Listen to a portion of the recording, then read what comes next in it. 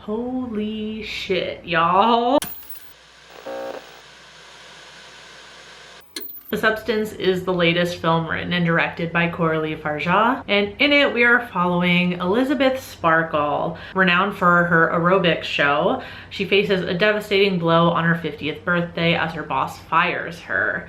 Amid her distress, a laboratory offers her a substance which promises to transform her into an enhanced version of herself.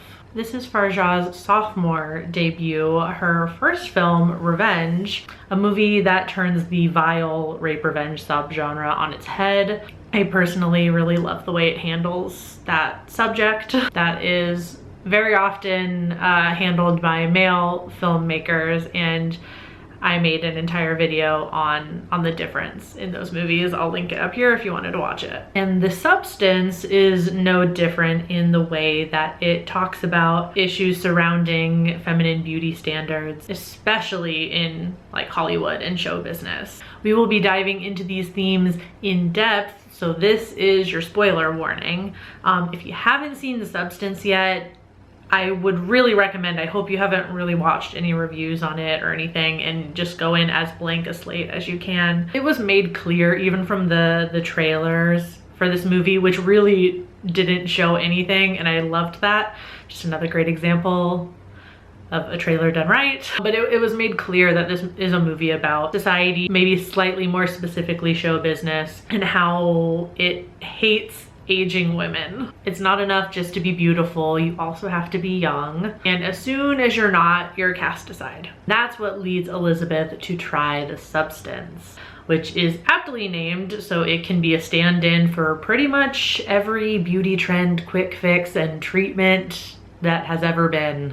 When she signs up, there are like instructions in the box when she gets the materials, and there's one phrase on a card that gets repeated throughout the movie, and that is, "Remember you are one," which is super important after Elizabeth takes the substance and Sue is created from Elizabeth's own DNA, her own body. Sue is just as obsessed with her looks and her self-worth through the eyes of society, so when she starts taking liberties at Elizabeth's expense, Elizabeth has trouble remembering that Sue is her. And I love that way of exploring Elizabeth's character, who is grappling with her own self-worth in this society and in this business that has taught her to hate herself, that has taught her her only value is in what her fans think of her and what her male executives think of her. But she has a kind of a bit of a victim complex about this, which is kind of understandable. But that victim complex kind of manifests a lot more once Sue starts trying to stay longer than her allotted 7 weeks. They're supposed to switch off every week. I feel like this movie also has a kind of like side critique of fame. Like, the more famous you become, the more the industry and fans demand of you, something artists like Chappell Roan are speaking out about. The more time Sue is taking outside of her 7 days, the longer she is staying, the more it takes from Elizabeth, who quickly ages and decays at an alarming rate. And this is like my favorite aspect of the movie. It is so picture of Dorian Gray. The more Sue excels, the uglier outwardly Elizabeth becomes. And there's even a recurring motif of like these huge posters of Elizabeth and then Sue that loom over the characters and haunt them, which kind of leads me to the setting and the cinematography in this movie, which presents like a super stylized and almost like hyperbolic view of Hollywood that works because it's like you can tell that it's supposed to be over the top, but when it comes to Hollywood, it doesn't actually seem that hyperbolic. I especially love Elizabeth's penthouse apartment that overlooks the city, and right outside these like giant windows that she can see this view from, there's this like comically large billboard that looks right into the apartment. So even when it's Elizabeth's week, Sue looms over her always. But everything is bright, super rich colors, both in the studio and in Elizabeth's penthouse, which contrasts Elizabeth's bathroom, which is just head to toe, floor to ceiling, white tile. And this is kind of where all of the like the substance stuff takes place. The fact that the bathroom is the room where like most of this stuff takes place, like where she initially takes the substance, and the switching back and forth of the bodies works really well. It just represents like the fleeting viral beauty trends that are shoved down our throats. It's all creams and tinctures and things like that, things you would keep in the bathroom. You know, this completely insane process that Elizabeth agrees to go through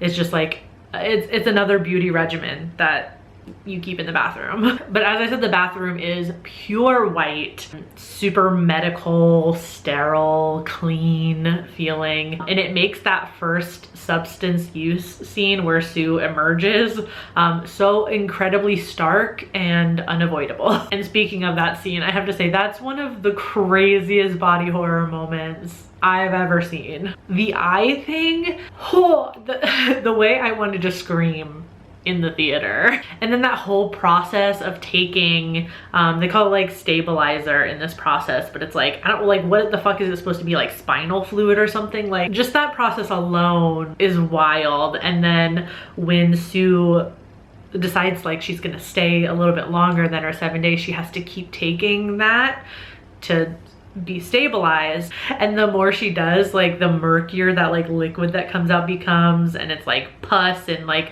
decay, and oh my god. Which is what starts to happen. There's a stretch towards the end of the movie where Sue, she's there for 3 months without switching, and the reveal of what's happened to Elizabeth in that time is insane. And this might sound weird, but it's almost like fairy tale-esque. Like it's so over the top that it's like a scary depiction of like the old hag, the old witch that lives in the woods that you're supposed to be afraid of. She looks like how society sees aging women, like they're monsters. Then of course there's that crazy battle that ensues, and then you kind of feel like Sue maybe has like won, and like, okay, she's Sue now and she's forever going to be Sue. Then she starts falling apart, so she decides to take the activator again. That's the horror of this movie, is that there actually really is no character growth. That's the point, that we're just watching this tragic story of what happens when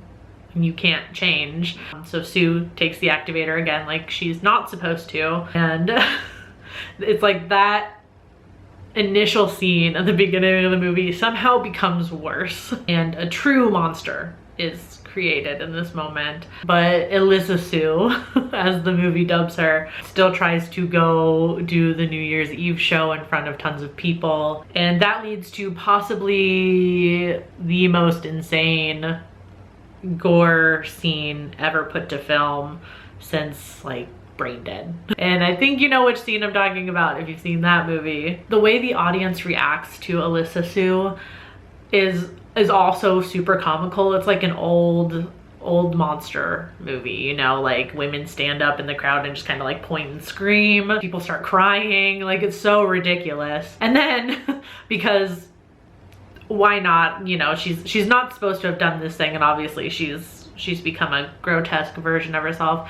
She starts exploding and like fire hose spraying blood everywhere, and it coats the entire studio. And throughout the movie we see some instances of kind of like montage editing. There's a lot of quick cuts away to like different parts of a scene, or even just like different imagery altogether that's just supposed to help convey what's going on. But in this sequence, that like montage cutting starts to get insane, and it represents the frenzy like Elizabeth in all of her forms feels in the movie, because we see that quick cut throughout, like that kind of frenzy and desperation to fit those beauty standards and to be accepted by everybody. And so of course in the most intense moment of the movie, this goes insane. And like that plus the music, like I was stuck in my chair, like with my eyes just wide open, like I could not move. Like it felt like I was under a spell or something. And I mean that in the best way possible. And the thing about this movie is like there's not I mean, there's so much you could pick at this. This is gonna make a great Does This Offend You episode when this it's streaming, let me tell you. There's so much to uncover and pick at, but I feel like it really like never tries to make what it's telling you subtext. It's all very like right there. It's like it's being very blatant in its messaging, and the ending is no different. After Alyssa Sue has pretty much exploded everywhere onto the street, there's like a slab of skin with Elizabeth's face on it, and she somehow ends up right on top of her Hollywood star on the Walk of Fame, where she kind of just melts into a puddle of blood. And then in the morning we see like a street sweeper thing, you know, mop her up and clean up the street, and it's like she was never there. Very much an obvious representation of this entire cycle, that these old starlets are just, they age, they're forgotten, they're swept away, and then we have new starlets that come about, and the cycle continues. I loved everything about this movie, like the music, the way it pounds so often, like we hear it in the trailer. It almost kind of feels like a headache, like we are going through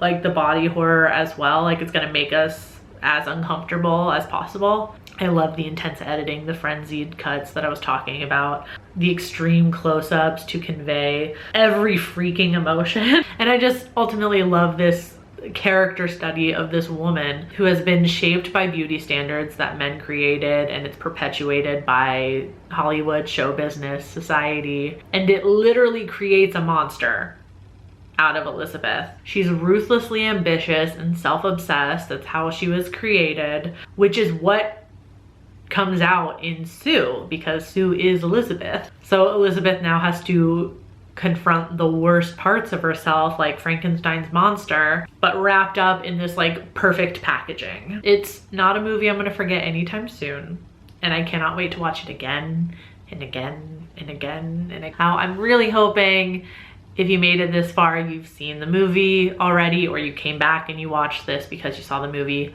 Please tell me what you thought in the comments. I will see you soon with a new video. So thanks for watching this one. I appreciate that. Until next time, stay strange. Bye.